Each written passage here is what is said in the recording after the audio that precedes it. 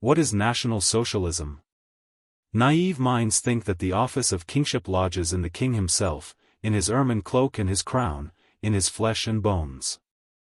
As a matter of fact, the office of kingship is an interrelation between people. The king is king only because the interests and prejudices of millions of people are refracted through his person. When the flood of development sweeps away these interrelations, then the king appears to be only a washed-out man with a flabby lower lip. He who was once called Alfonso XIII could discourse upon this from fresh impressions. The leader by will of the people differs from the leader by will of God in that the former is compelled to clear the road for himself or, at any rate, to assist the conjuncture of events in discovering him. Nevertheless, the leader is always a relation between people, the individual supply to meet the collective demand. The controversy over Hitler's personality becomes the sharper the more the secret of his success is sought in himself. In the meantime, another political figure would be difficult to find that is in the same measure the focus of anonymous historic forces. Not every exasperated petty bourgeois could have become Hitler, but a particle of Hitler is lodged in every exasperated petty bourgeois. The rapid growth of German capitalism prior to the First World War by no means signified a simple destruction of the middle classes. Although it ruined some layers of the petty bourgeoisie, it created others anew, around the factories, artisans and shopkeepers, within the factories, technicians and executives. But while preserving themselves and even growing numerically, the old and the new petty bourgeoisie compose a little less than one half of the German nation. The middle classes have lost the last shadow of independence. They live on the periphery of large-scale industry and the banking system, and they live off the crumbs from the table of the monopolies and cartels, and off the spiritual alms of their theorists and professional politicians. The defeat in 1918 raised a wall in the path of German imperialism. External dynamics changed to internal. The war passed over into revolution. Social democracy, which aided the Hohenzollerns in bringing the war to its tragic conclusion, did not permit the proletariat to bring the revolution to its conclusion. The Weimar democracy spent 14 years finding interminable excuses for its own existence. The Communist Party called the workers to a new revolution but proved incapable of leading it. The German proletariat passed through the rise and collapse of war, revolution, parliamentarism, and pseudo-Bolshevism. At the time when the old parties of the bourgeoisie had drained themselves to the dregs, the dynamic power of the working class also found itself sapped. The post-war chaos hit the artisans, the peddlers, and the civil employees no less cruelly than the workers. The economic crisis in agriculture was ruining the peasantry. The decay of the middle strata did not mean that they were made into proletarians, inasmuch as the proletariat itself was casting out a gigantic army of chronically unemployed. The pauperization of the petty bourgeoisie, barely covered by ties and socks of artificial silk, eroded all official creeds and first of all the doctrine of democratic parliamentarism. The multiplicity of parties, the icy fever of elections, the interminable changes of ministries aggravated the social crisis by creating a kaleidoscope of barren political combinations. In the atmosphere brought to white heat by war, defeat, reparations, inflation, occupation of the Ruhr, crisis, need, and despair, the petty bourgeoisie rose up against all the old parties that had bamboozled i.e. the sharp grievances of small proprietors never out of bankruptcy, of their university sons without posts and clients, of their daughters without dowries and suitors, demanded order and an iron hand. The banner of National Socialism was raised by upstarts from the lower and middle commanding ranks of the old army. Decorated with medals for distinguished service, commissioned and non-commissioned officers could not believe that their heroism and sufferings for the fatherland had not only come to naught, but also gave them no special claims to gratitude. Hence their hatred of the revolution and the proletariat. At the same time, they did not want to reconcile themselves to being sent by the bankers, industrialists, and ministers back to the modest posts of bookkeepers, engineers, postal clerks, and schoolteachers. Hence their socialism. At the Isère and under Verdun they had learned to risk themselves and others, and to speak the language of command, which powerfully overawed the petty bourgeois behind the lines. Thus these people became leaders. At the start of his political career, Hitler stood out only because of his big temperament, a voice much louder than others, and an intellectual mediocrity much more self-assured. He did not bring into the movement any ready-made program, if one disregards the insulted soldiers' thirst for vengeance. Hitler began with grievances and complaints about the Versailles terms, the high cost of living, the lack of respect for a meritorious non-commissioned officer, and the plots of bankers and journalists of the Mosaic persuasion. There were in the country plenty of ruined and drowning people with scars and fresh bruises. They all wanted to thump with their fists on the table. This Hitler could do better than others. True, he knew not how to cure the evil. But his harangues resounded, now like commands and now like prayers addressed to inexorable fate. Doomed classes, like those fatally ill, never tire of making variations on their plaints nor of listening to consolations. Hitler's speeches were all attuned to this pitch. Sentimental formlessness, absence of disciplined thought, ignorance along with gaudy erudition, all these minuses turned into pluses. They supplied him with the possibility of uniting all types of dissatisfaction in the beggar's bowl of National Socialism, and of leading the mass in the direction in which it pushed him. In the mind of the agitator was preserved, from among his early improvisations, whatever had met with approbation. His political thoughts were the fruits of oratorical acoustics. That is how the selection of slogans went on. That is how the program was consolidated. That is how the leader took shape out of the raw material. Mussolini from the very beginning reacted more consciously to social materials than Hitler, to whom the police mysticism of a Metternich is much closer than the political algebra of Machiavelli.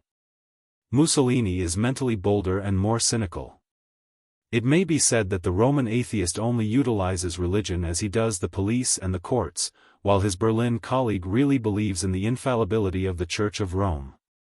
During the time when the future Italian dictator considered Marx as our common immortal teacher, he defended not unskillfully the theory which sees in the life of contemporary society first of all the reciprocal action of two classes, the bourgeoisie and the proletariat. True, Mussolini wrote in 1914, there lie between them very numerous intermediate layers which seemingly form a joining web of the human collective, but during periods of crisis, the intermediate classes gravitate, depending upon their interests and ideas, to one or the other of the basic classes. A very important generalization. Just as scientific medicine equips one with the possibility not only of curing the sick but of sending the healthy to meet their forefathers by the shortest route, so the scientific analysis of class relations, predestined by its creator for the mobilization of the proletariat, enabled Mussolini, after he had jumped into the opposing camp, to mobilize the middle classes against the proletariat. Hitler accomplished the same feat in translating the methodology of fascism into the language of German mysticism. The bonfires which burn the impious literature of Marxism light up brilliantly the class nature of National Socialism. While the Nazis acted as a party and not as a state power, they did not quite find an approach to the working class. On the other side, the big bourgeoisie, even those who supported Hitler with money, did not consider his party theirs. The National Renaissance leaned wholly upon the middle classes, the most backward part of the nation, the heavy ballast of history. Political art consisted in fusing the petty bourgeoisie into oneness through its common hostility to the proletariat. What must be done in order to improve things? First of all, throttle those who are underneath. Impotent before big capital, the petty bourgeoisie hopes in the future to regain its social dignity through the ruin of the workers. The Nazis call their overturn by the usurped title of revolution. As a matter of fact, in Germany as well as in Italy, fascism leaves the social system untouched. Taken by itself, Hitler's overturn has no right even to the name counter-revolution. But it cannot be viewed as an isolated event. It is the conclusion of a cycle of shocks which began in Germany in 1918. The November Revolution, which gave the power to the workers' and peasants' Soviets, was proletarian in its fundamental tendencies. But the party that stood at the head of the proletariat returned the power to the bourgeoisie. In this sense, the social democracy opened the era of counter-revolution before the revolution could bring its work to completion. However, so long as the bourgeoisie depended upon the social democracy, and consequently upon the workers, the regime retained elements of compromise. All the same, the international and the internal situation of German capitalism left no more room for concessions.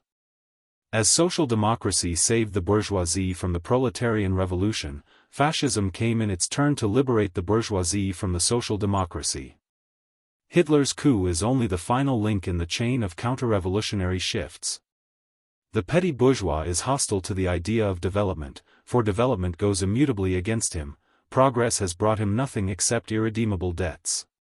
National Socialism rejects not only Marxism but Darwinism.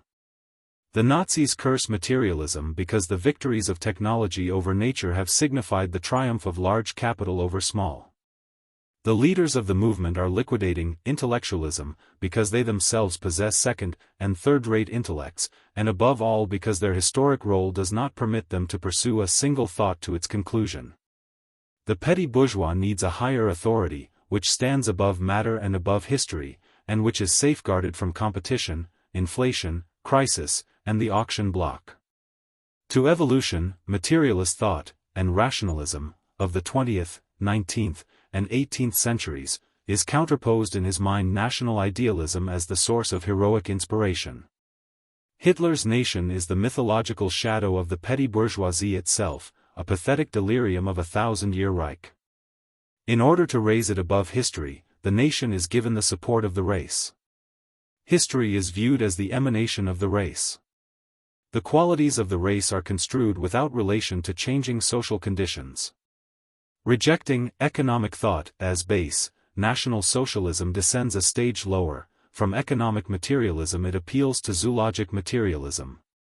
The theory of race, specially created, it seems, for some pretentious self-educated individual seeking a universal key to all the secrets of life, appears particularly melancholy in the light of the history of ideas. In order to create the religion of pure German blood, Hitler was obliged to borrow at second hand the ideas of racism from a Frenchman, Count Gobineau, a diplomat and a literary dilettante. Hitler found the political methodology ready-made in Italy, where Mussolini had borrowed largely from the Marxist theory of the class struggle. Marxism itself is the fruit of union among German philosophy, French history, and British economics. To investigate retrospectively the genealogy of ideas, even those most reactionary and muddle-headed, is to leave not a trace of racism standing. The immense poverty of National Socialist philosophy did not, of course, hinder the academic sciences from entering Hitler's wake with all sails unfurled, once his victory was sufficiently plain. For the majority of the professorial rabble, the years of the Weimar regime were periods of riot and alarm. Historians, economists, jurists, and philosophers were lost in guesswork as to which of the contending criteria of truth was right, that is, which of the camps would turn out in the end the master of the situation. The fascist dictatorship eliminates the doubts of the Fausts and the vacillations of the Hamlets of the university rostrums. Coming out of the twilight of parliamentary relativity, knowledge once again enters into the kingdom of absolutes. Einstein has been obliged to pitch his tent outside the boundaries of Germany. On the plane of politics, racism is a vapid and bombastic variety of chauvinism in alliance with phrenology. As the ruined nobility sought solace in the gentility of its blood, so the pauperized petty bourgeoisie befuddles itself with fairy tales concerning the special superiorities of its race.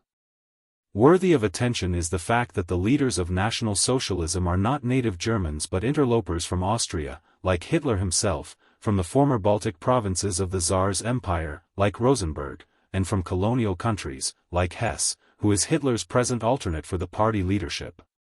A barbarous din of nationalisms on the frontiers of civilization was required in order to instill into its leaders those ideas which later found response in the hearts of the most barbarous classes in Germany. Personality and class, liberalism and Marxism, are evil. The nation is good. But at the threshold of private property this philosophy is turned inside out. Salvation lies only in personal private property. The idea of national property is the spawn of Bolshevism. Deifying the nation, the petty bourgeois does not want to give it anything. On the contrary, he expects the nation to endow him with property and to safeguard him from the worker and the process server. Unfortunately, the Third Reich will bestow nothing upon the petty bourgeois except new taxes. In the sphere of modern economy, international in its ties and anonymous in its methods, the principle of race seems unearthed from a medieval graveyard. The Nazis set out with concessions beforehand. The purity of race, which must be certified in the kingdom of the spirit by a passport, must be demonstrated in the sphere of economy chiefly by efficiency. Under contemporary conditions this means competitive capacity. Through the back door, racism returns to economic liberalism, freed from political liberties. Nationalism in economy comes down in practice to impotent those savage outbursts of anti-Semitism. The Nazis abstract the usurious or banking capital from the modern economic system because it is of the spirit of evil, and, as is well known, it is precisely in this sphere that the Jewish bourgeoisie occupies an important position. Bowing down before capitalism as a whole, the petty bourgeois declares war against the evil spirit of gain in the guise of the Polish Jew in a long-skirted kaftan and usually without a cent in his pocket. The pogrom becomes the supreme evidence of racial superiority. The program with which National Socialism came to power reminds one very much, alas, of a Jewish department store in an obscure province. What won't you find here, cheap in price and in quality still lower? Recollections of the happy days of free competition, and hazy evocations of the stability of class society, hopes for the regeneration of the colonial empire, and dreams of a shut-in economy, phrases about a return from Roman law back to the Germanic, and pleas for an American moratorium, an envious hostility to inequality in the person of a proprietor in an automobile, an animal fear of equality in the person of a worker in a cap and without a collar, the frenzy of nationalism, and the fear of world creditors. All the refuse of international political thought has gone to fill up the spiritual treasury of the new Germanic messianism. Fascism has opened up the depths of society for politics. Today, not only in peasant homes but also in city skyscrapers, there lives alongside of the 20th century the 10th or the 13th. 100 million people use electricity and still believe in the magic power of signs and exorcisms.